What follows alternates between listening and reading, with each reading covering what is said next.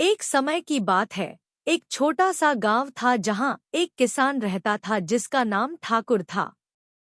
ठाकुर एक आलसी किसान था और उसे खेती करने में कोई दिलचस्पी नहीं थी।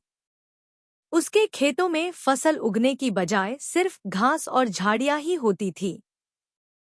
एक दिन जब ठाकुर अपने खेतों में बिना मन से काम कर रहा था, उसने एक जादुई चिड़िया देखी। वह चिड़िया बहुत सुंदर और रंग बिरंगी थी, जैसे कि परियों की तरह चमक रही हो। ठाकुर ने आश्चर्यचकित होकर कहा, यह कैसी चिड़िया है? कितनी सुंदर है। चिड़िया ने कहा, नमस्ते, मैं एक जादुई चिड़िया हूँ। तुम्हारा खेत देखकर मुझे पता चला कि यहाँ किसी की मदद की जरूरत है। क्या तुम मेरी मदद कर सकते हो? ठाकुर ने उत्तर दिया, बिल्कुल, मैं आपकी मदद करने के लिए तैयार हूँ। चिड़िया ने कहा, मैं तुम्हारे खेत को जादुई बीजों से भर दूंगी। तुम्हारी फसल कभी खराब नहीं होगी।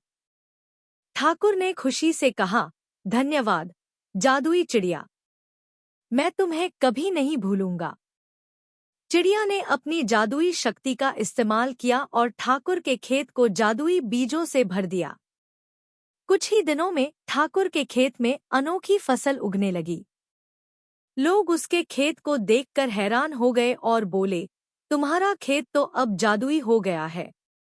ठाकुर ने कहा, जादुई चिड़िया की मदद से मेरा खेत फसल से भर गया है।